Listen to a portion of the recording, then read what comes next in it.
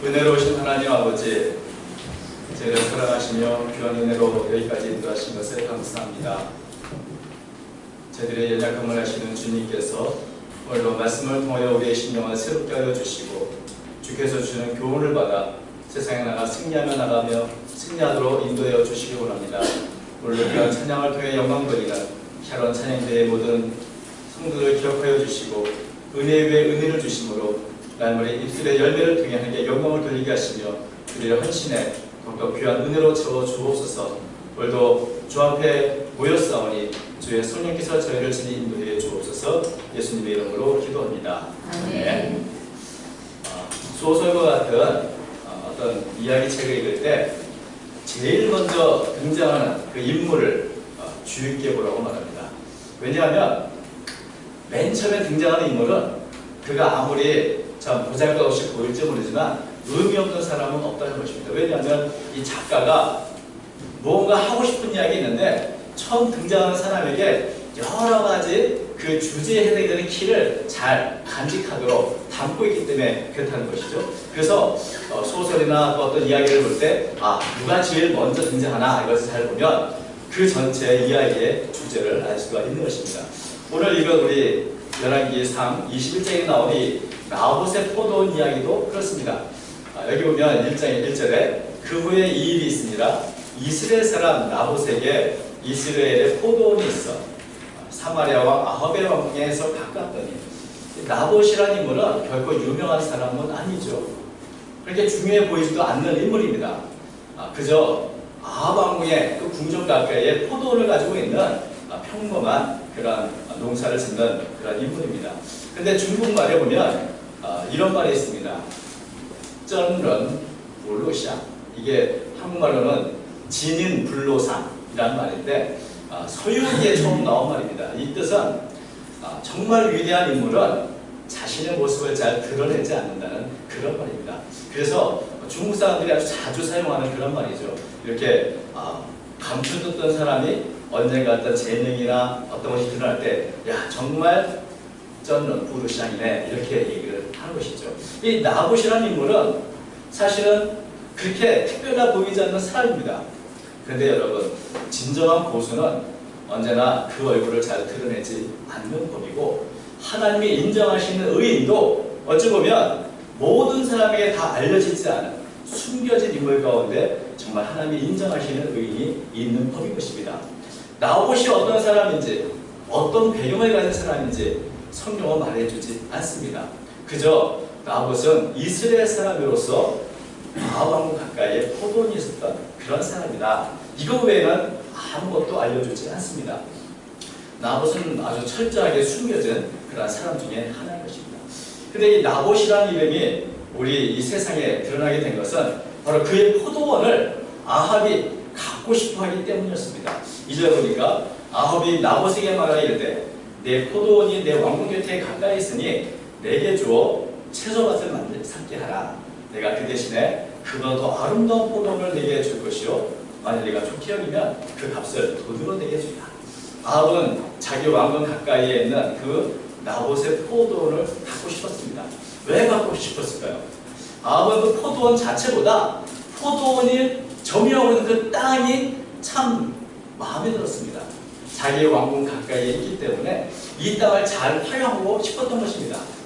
오늘 이 본문에는 우리나라 개혁성경에는 그 포도원으로 자신의 채소밭을 만들겠다 이렇게 말하지만 이 채소밭이라는 단어가 사실은 울타리로 이렇게 둘러쓴 땅을 의미하는 그런 단어입니다. 그래서 때로는 그 안에 채소도 또 과수나무도 심을 수 있고 또 때로는 정원이나 동산을 만들 수도 있습니다. 그래서 어찌 보면 휴식을 위해서 자기 왕궁 가까이에 녹색 식물로 가득한 아주 푸른 정원을 아주 화려하고도 아름답게 만들면 얼마나 좋을까 아마 이런 생각을 했던 것 같습니다. 그래서 그 왕궁 가까이 있는 정원에서 시시때때로 그것을 즐기며 살면 좋겠다 아마 이런 계획을 세웠던 것 같습니다. 그래서 이런 계획을 위해 나봇의 포도원이 필요했던 것이죠. 아합은 절대 권력을 가진 왕이지만 이 강압적인 방법이 아니고 나봇에게 아주 합리적인 제안을 합니다. 자, 이 포도원 대신에 더 아름다운 포도를 내가 너한테 줄 수 있다. 아니면 만일 돈을 원한다면 네가 원하는 값을 쳐주겠다. 그러니 이 포도원을 나에게 넘겨라. 이 아합의 모습을 보면 아주 합리적인 어떤 가격을 제시하고 있고 나봇의 동의를 지금 구하고 있는 것을 보게 됩니다. 그런데 이 평범한 농부인 나봇이 이런 절대 권력을 갖고 있는 아합 왕의 제안을 참 거절하기가 쉽지 않습니다. 경제적인 측면을 봐도 상당히 좋은 조건을 지금 내걸고 있고 또 왕의 명령을, 왕의 요청을 어찌 평범한 사람이 거절할 수 있겠습니까? 그럼에도 불구하고 나봇은 이런 아합 왕의 제안을 단호하게 거절했습니다. 3절 보니까 나봇이 아합 왕에게 말하되 내 조상의 유산을 왕에게 주기를 여호와께서 금하시리로다. 나봇이 이 아합 왕의 제안을 거절한 이유는 한 가지였습니다. 그것은 경제적인 이유 때문이 아니고 신앙적인 이유 때문에 그랬습니다. 나봇의 대답은 겁니다. 이것은 여호와께서 금하는 이 말은 아주 강한 부정을 나타내는 말인데 당시 어법으로 이보다 더 강한 부정적인 표현은 없는 것입니다. 그래서 이것을 새 번역을 보면 이렇게 표현했습니다. 제가 조상의 유산을 임금님께 드리는 일은 주께서 금하시는 불경한 일입니다. 이렇게 번역을 했고 공동 번역에서는 선조들에게서 물려받은 이 포도원을 임금님께 드릴 수는 없습니다. 천벌을 받을 짓입니다. 이렇게 번역을 했던 것입니다. 이것은 결코 해서도 안 되는 일이다. 있을 수 없는 일이다. 왜? 이것은 하나님의 율법이 금하고 있는 것이기 때문에 그렇다. 이것이 나봇의 이유였습니다.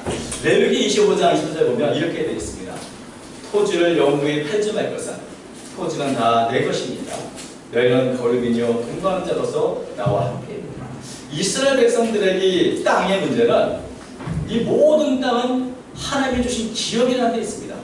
그것은 함부로 우리가 거래하는 상품이나 소유물이 아니고 또 남에게 함부로 양보할 수 있는 것이 아닌 하나님이 주신 은혜의 선물인 것입니다. 출애굽을 통해서 나와서 이 가나안 땅을 주셨을 때 이 땅은 하나님의 기업으로 주신 이스라엘 백성들에게 분기서 주신 영원히 지켜야 할 유산인 것입니다. 그래서 이 땅의 주인은 하나님이시기 때문에 내가 이것을 함부로 사고할 수 없다. 이것은 조상을 통해서 주신 것이고 이 유산을 지키는 것은 바로 하나님에 대한 믿음을 지키는 것이다. 이것이 나봇의 믿음이었던 것입니다. 포도원을 지키는 것이 아니고 나봇은 하나님이 내게 주신 분계, 하나님이 내게 주신 은혜의 기업, 하나님이 주신 나의 정체성을 지키려고 하는 것입니다. 그래서 왕의 명령이 아무리 지엄하고 또 아무리 경제적인 가치가 높다 할지라도 나봇은 이 땅은 팔 수가 없다고 대답을 했던 것입니다. 그것은 조상부터 물려받은 기업이요 하나님에 대한 신앙을 지키는 일이기 때문에 그런 것입니다. 그래서 나봇의 그 거절의 이유는 신앙적으로도 법적으로도 윤리적으로도 그랬을 때 그럴 수 없음을 말하는 것입니다. 이것은 하나님께서 금하신 것이다. 그것은 아무리 아합 왕이라 할지라도 나는 하나님의 말씀을 어길 수 없다. 이런 나봇의 신앙을 이렇게 보여주고 있는 것입니다. 이것을 보면 나봇은 참 어찌 보면 굉장한 믿음의 사람인 것을 보여주고 있습니다. 어떤 경제적인 이익보다도 또 왕의 명령보다도 하나님의 말씀을 더 두려워하고 하나님의 말씀을 지키기 위해서 정말 이렇게 아합 왕의 좋은 조건을 거절하고 있는 것입니다. 하나님께 죄를 짓는 것보다는 차라리 아합 왕의 불편하게 하는 편을 택하겠다. 이것이 바로 나봇의 신앙이었던 것입니다. 그래서 매출이라는 주석가는 이 나봇의 신앙을 주석하면서 나봇이 어쩌면 그 모든 사람이 바알과 아사랴를 섬길 때 바알에게 무릎 꿇지 않았던 7,000명 중에 한 사람이 아니겠는가 이런 해석을 했습니다. 감춰져 있지만 하나님께서 그 불신의 시대, 반역의 시대에 감춰놓은 7,000명 중에 한 사람, 아마 그것이 나봇일 수도 있다 하는 말을 한 것입니다.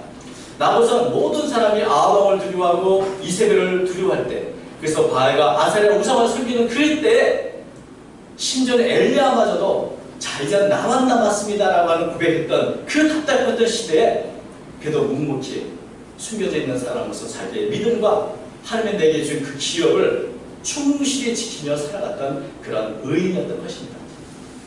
어찌 보면 이 나봇의 너무나 단호한 말을 듣고 아합은 더 이상 어쩔 수가 없다는 것을 인정했습니다. 그리고 아합은 왕으로 돌아갔습니다. 그러나 돌아가서 마음이 속상해서 견딜 수가 없는 것이죠. 4절 보면 이렇게 되어 있습니다. 이스라엘 사람 나봇이 아합에게 대답하여 이르기를 내 조상의 유산을 왕께 줄 수 없다 하므로 아합이 근심하고 답답하여 왕궁으로 돌아와 침상에 누워 얼굴을 돌리고 식사를 하냐. 아합은 근심하고 답답했다. 근데 근심한다는 단어가 마음이 언짢고 분개한다는 것을 의미합니다. 아합은 지금 근심한 게 아니고 사실 분개하고 있는 것이고 또 답답하다는 이 말도 그 의미의 뜻은 화가 나서 무슨 불쾌한 상태를 의미하는 단어입니다. 그래서 지금 아합은 자신의 왕궁에 돌아와 보니 나봇이 자기의 이 좋은 조건을 거절한 것을 생각할수록 분이 나는 겁니다. 나봇이 말한 대로 이것은 조상의 유산이고 하나님이 금지한 것인데 이것을 내가 지금 원하고 있던 내가 참 잘못했다는 생각은 전혀 하지 않고 그저 내가 갖지 못한 것, 내 계획도 되지 못한 것 때문에 분개하고 화가 나고 그러고 있는 것입니다. 그래서 자신을 거절한 나봇에 대해서 이 분을 참지 못해서 밥도 먹지 못하고 침상에 누워있는 모습을 보게 되는 것입니다. 그 보면 아합 왕은 이스라엘 왕으로서 하나님의 율법이나 어떤 하나님의 뜻이 아닌 그저 내 계획, 내 생각으로 가득 찬 그런 모습을 보여주고 있는 것입니다. 이런 모습을 그의 아내 이세벨이 보았습니다. 5절부터 보니까 그의 아내 이세벨이 그에게 나와 있는데 왕의 마음에 무엇을 근심하였지 아니하니까 왕이 그에게 이르되 내가 이스라엘 사람 나봇에게 말하여 이르기를 네 포도를 내게 주되 돈으로 바꾸거나 만일 네가 좋아하면 내가 그 대신에 포도를 네게 주리라 한즉 그가 대답하기를 내가 내 포도를 네게 주지 아니하겠노라 하기 때문입니다. 아합 왕의 아내 이세벨이 물어보니 아합 왕은 이 과정을 설명하는데 정말 중요한 이유는 빠뜨리고 얘기합니다. 나봇이 아합 왕의 그 제안을 거절한 것은 조상의 유산이고 여호와께서 금하신 것이다 이것인데 이 얘기는 다 빼버리고 내가 돈으로도 지불하려고 했고 아니면 더 좋은 포도를 준다고 그랬는데 나봇은 나는 내 포도를 네게 주지 않으려겠노라 이렇게 대답을 했다고 이렇게 말합니다. 그러니까 이 말만 들어보면 정말 이 나봇이 나쁜 사람처럼 보입니다. 정말 거절의 핵심적인 이유는 나봇은 생명을 걸고 조상의 유산과 하나님의 율법을 지키감인데 이 얘기는 쏙 빼버리고 그저 자기의 뜻대로 아합 왕의 말을 거절하고 주지 않겠다는 말을 하고 있는 것입니다. 마치 나봇이 일방적으로 무례하게 왕을 무시하고 거절한 사람처럼 보이게 한 것입니다. 왜 아합은 이런 나봇이 거절한 정말 이 신앙적인 이유, 하나님의 율법에 대해서 이세벨에게 설명을 하지 않았을까요? 아마 그것은 이방인 출신인 이세벨에게 이스라엘의 어떤 율법을 말한다는 것이 좀 이해하기 힘들겠다 해서 고의로 뺐을 수도 있고 아니면 아합 자신이 나봇이 말한 이 하나님의 율법이나 조상의 유산이라는 이 말에 대해서 전혀 고려할 대상이 아니라고 무시했기 때문에 그럴 것입니다. 아무튼 아합 왕이 이 말을 듣고 이세벨이 아합에게 말합니다. 7절 그의 아내 이세벨이 그에게 이르되 왕이 지금 이스라엘 나라를 다스리시나이다. 일어나 식사를 하시고 마음을 즐겁게 하소서. 내가 이스라엘 사람 나봇의 포도를 왕께 드리리다.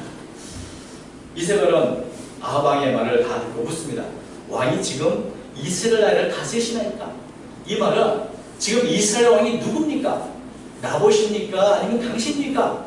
아니 한 나라의 대왕이 어찌 한 평범한 백성의 거절을 받고 상처를 받고 이렇게 지낼 수 있습니까?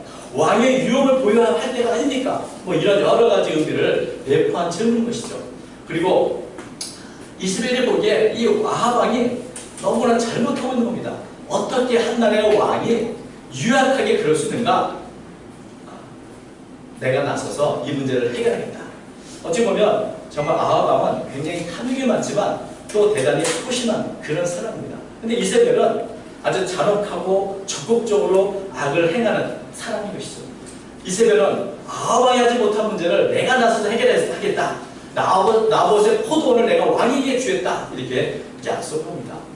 이세벨은 이스라엘 통치하고 있는 분은 왕이 아니라 하나님이라는 사실을 전혀 알지 못하고 하나님의 율법도 알지 못하고 있기 때문에 이런 말을 한 것입니다. 왕이 절대 권력을 갖고 있는 것이고 왕의 눈에 좋은 대로 원하는 땅을 차지하는 것이 당연한 것이 아닌가, 이것이 바로 이세벨의 생각이었던 것입니다. 그래서 이 아합의 아내 이세벨은 적극적으로 음모를 꾸미기 시작했습니다. 이세벨은 아합 왕의 이름으로 편지를 썼습니다. 그 편지에는 나봇과 함께 사는 이 장로들과 귀족들에게 쓴 것인데 그 내용이 이렇습니다. 금식을 선포하고 불량자 2명을 증인으로 잘 준비해서 나봇이 하나님과 왕을 저주했다고 증언하게 하라. 그리고 나봇을 돌로 쳐 죽이라는 그런 글을 쓴 것입니다. 금식을 선포하고 거짓 증인을 2명의 증인을 두고 왕과 하나님을 저주하는 제목을 세우고 돌로 쳐 죽이는 사형을 집행하라. 이런 열렬의 과정들은 어찌 보면 아주 조직적이고 또 합법적이고 때로는 율법적이기까지 합니다. 이세벨은 하나님의 율법을 모르는 것이 아니고 하나님의 율법을 자기의 유익을 위해서 철저하게 자기의 공작 정치에 이용하는 것을 보게 된 겁니다. 그래서 이런 편지를 바로 나봇과 함께하는 장로와 귀족들에게 보냈습니다. 이런 편지를 받은 나봇의 고향 장로와 귀족들은 어떻게 했을까요? 이런 사악한 음모를 받아봄에도 불구하고 아무런 반발도 하지 않습니다. 그리고 오히려 이세벨의 잔혹한 음모를 완벽하게 실천하면서 보게 됩니다. 우리가 오늘 읽진 않았으나 한번 성경을 찾아보시면 11절부터 14절 말씀을 제가 봉독해 드리겠습니다. 그의 성읍사람 곧 그의 성읍에 사는 장로와 귀족들이 이세벨의 지시 곧 그가 자기들에게 보낸 편지에 쓴 대로 하여 금식을 선포하고 나봇을 백성 가운데 높이 앉음에 때에 불량자 2사람이 들어와 그의 앞에 앉고 백성 앞에서 나봇에게 대하여 증언하여 이르기를 나봇이 하나님과 왕을 저주하였다 하며 물과 그를 성읍 밖으로 끌고 나가서 돌로 쳐 죽이고 이스라엘에게 통보하기를 나봇이 돌에 맞아 죽었나이다. 나봇과 함께 사는 이 장로와 귀족들은 나봇을 누구보다도 잘 알고 있는 사람이고 또 나봇을 보호해 주어야 할 책임 있는 사람들 것입니다. 그런데 이들은 하나같이 하나님을 두려워하기보다는 현실의 이세벨을 더 두려워했습니다. 그래서 하나님의 공의를 세우지 않고 정치적인 이 이세벨의 음모에 적극적으로 가담해서 그대로 실체했던 것입니다. 이 모든 것이 잘못된 것인 걸 누구보다도 알면서도 어떤 일은 그 일에 참여했고 어떤 일은 그 일에 침묵했습니다. 이런 장로들과 이런 귀족들의 모습은 이스라엘 지금 현재의 형태가 얼마나 도덕적으로 신앙적으로 심각하게 타락했는가 그 모습을 우리에게 보여주는 것입니다. 억울한 누명을 쓴 이 나봇을 누구 하나 변호하겠다고 나서는 사람이 없습니다. 이런 다수의 침묵 속에서 이세벨의 음모는 일사천리로 진행되었습니다. 모든 사람이 불법과 불의의 눈을 감고 귀를 막았습니다. 그리고 이런 불의의 시대에 홀로 그 하나님의 율법을 지키고자 했던 나봇은 거꾸로 하나님과 왕을 저주했다는 누명을 쓰고 억울한 죽음을 죽고 만 것입니다. 그런데 죽은 사람이 나봇 한 사람만은 아니었습니다. 열왕기하 9장 26절을 보면 나봇과 그의 아들들까지도 함께 죽은 것으로 나옵니다. 원래 나봇을 죽이려는 이유가 포도원을 얻기 위한 것입니다. 그렇다면 이 포도원을 상속할 권리가 있는 그 아들들까지 다 죽여야 그 포도원을 가질 수 있기 때문에 나봇과 그 아들들을 다 죽였던 것입니다. 그리고 이제 이세벨에게 모든 것이 다 끝났음을 통보해 줬습니다. 이세벨은 그 소식을 듣고 아합에게 자, 나봇이 죽었으니 자, 나봇의 포도를 차지하라고 말합니다. 15절과 16절 이세벨이 나봇의 돌에 맞아 죽었다는 걸 듣고 이세벨이 아합에게 이르되 일어나 그 이스라엘 사람 나봇이 돈으로 바꿔주기를 싫어하던 나봇의 포도원을 차지하소서. 나봇이 살아있지 아니하고 죽었다니라. 아합은 나봇이 죽었다는 걸 듣고 곧 일어나 이스라엘 사람 나봇의 포도원을 찾으러 그리로 내려가더라. 이제 의인 나봇은 죽고 아합은 원하는 대로 나봇의 포도원의 주인이 될 수 있었습니다. 억울하게 나봇의 포도원을 이렇게 아합에게 뺏기는 것으로 이야기가 끝나고 악인의 승리로 허무하게 이야기가 끝나게 된 것입니다. 그런데 나봇의 포도원의 이야기는 결코 이것이 끝이 아닙니다. 젊은 분들이 쓰는 말 중에 갑툭 튀라는 말이 있습니다. 갑자기 툭 튀어나온다는 말이죠. 지금까지 우리가 1절부터 16절까지 나봇의 포도원의 이야기에 한 번도 등장하지 않았던 엘리야나 하나님이 갑자기 등장하고 있는 것입니다. 나봇이 억울하게 돌에 맞아 죽던 그 순간까지 어디에서도 볼 수 없었던 하나님께서 갑자기 툭 튀어나오셨습니다. 17절부터 19절까지만 제가 읽으면 이렇습니다. 여호와의 말씀이 디셋 사람 엘리야에게 임하여 이르시되 너는 일어나 내려가서 사마리아에 있는 이스라엘 아합 왕을 만나라. 그가 나봇의 포도원을 차지하러 그리로 내려간다니 너는 그에게 말하여 이르기를 여호와의 말씀이 네가 죽이고 또 빼앗았느냐 하셨다 하고 또 그에게 이르기를 여호와의 말씀이 개들이 나봇의 피를 핥은 곳에서 개들이 내 피, 곧 내 몸의 피도 핥으라 하였다.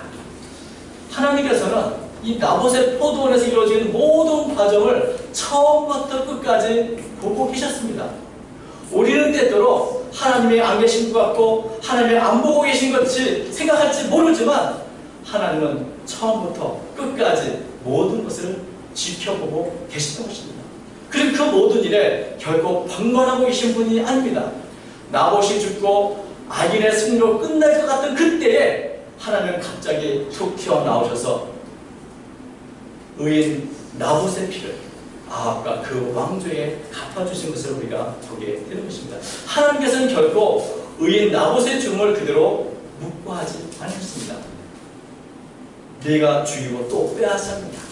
하나님께서는 아무도 알지 못했던 이 나봇의 포도원 이야기의 비밀을 세상에 드러내셨고 아합과 이세벨에 대한 아주 준엄한 심판을 선포하셨습니다.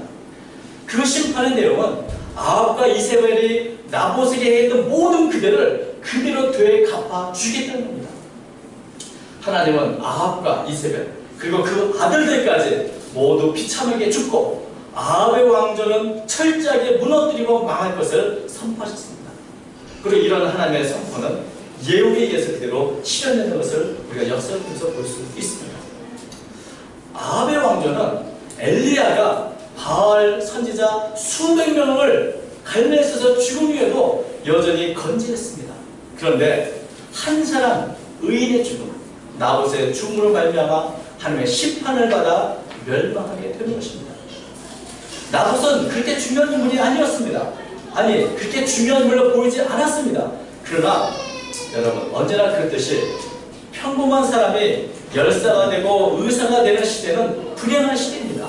나봇은 이 불행했던 구역에서 가장 악한 왕이 통치했던 이 아합 시대에 하나님의 말씀을 지키려고 노력했던 사람이고 하나님의 말씀들을 지키다가 죽은 하나님의 백성이요 의인이었습니다.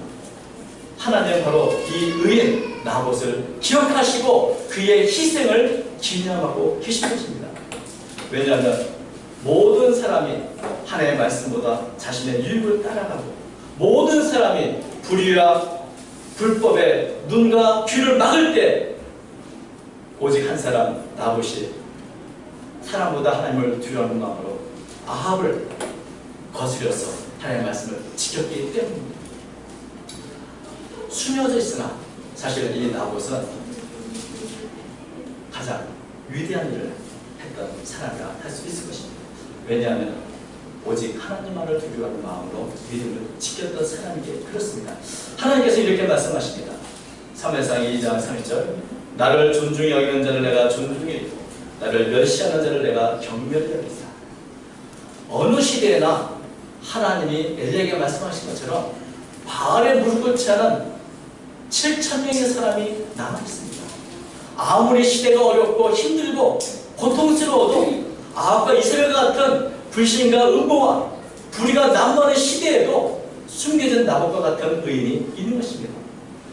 저는 이 말씀을 보면서 우리가 이 시대에 엘리야 같은 사람은 되지 못한다 할지라도 적어도 하나님이 인정하시는 숨겨진 7,000명 중에 하나는 될 수 있지 않을까 하는 생각을 합니다. 다른 사람이 알아주지 못한다 할지라도 하나님을 바라보면서 비록 숨을 쉴지라도 묵묵히 하나님의 말씀을 실천하는 사람, 그래서 하나님의 인정하는 사람, 기념하는 사람, 기억하는 사람이 될 수 있지 않겠나 생각을 하는 것입니다. 모든 사람이 자신의 유익을 따라 살 때 나보처럼 하나님께서 금지하실지어다 이 말씀을 고백하며 묵묵히 말씀을 따라 힘쓰는 그런 사람이 될 수 있기를 바랍니다. 이러한 사람이야말로 이 시대에 드러나지 않으나 참된 이 시대의 주인공이십니다. 하나님이 인정하는 가장 아름다운 삶을 사는 그런 사람인 것입니다. 오늘 한 주간도 우리 모두가 이렇게 주님 앞에서 내게 주신 삶을 꼭 부디 묵묵히 감당하고 또 오직 하나님을 두려워하고 하나님 앞에서 바르게 사는 저와 여러분의 삶이 되시기를 주의 이름으로 축원드립니다. 기도하겠습니다. 하나님 아버지, 바알에게 무릎 꿇지 않았던 7,000명을 제가 기억합니다. 이 시대에도 많은 사람들이 자신의 유익을 따라가고 불의와 불법을 행할지라도 여전히 하나님의 말씀을 마음에 심고 말씀대로 살아가는 7,000명에 남겨진 하나님의 사람이 있는 줄로 믿습니다. 우리 모두가 이런 이 시대에 바로에 무릎 꿇지 않은 남겨진 사람이 될 수 있도록 인도해 주시고 나봇과 같이 때로는 희생할지라도 온전히 하나님만을 바라보는 저의 삶이 되도록 인도하여 주옵소서. 모든 것을 보시고 감사하신 하나님 앞에서 우리가 우리 마음과 생각을 다하여 온전히 주님만을 섬길 수 있도록 인도해 주옵소서. 오늘도 주님, 우리 연약함을 하신 주님께서 붙들어 주시고 힘과 능력을 주시어서 날마다 승리하며 살아가도록 도와주옵소서. 사랑하는 우리 모든 성도들의 삶을 주님 기록하여 주시고 인도해 주시며 모든 성도들이 하나님이 인정하시는 교가 복된 삶을 사도록 축복해 주옵소서. 주 예수님의 이름으로 간절히 기도합니다.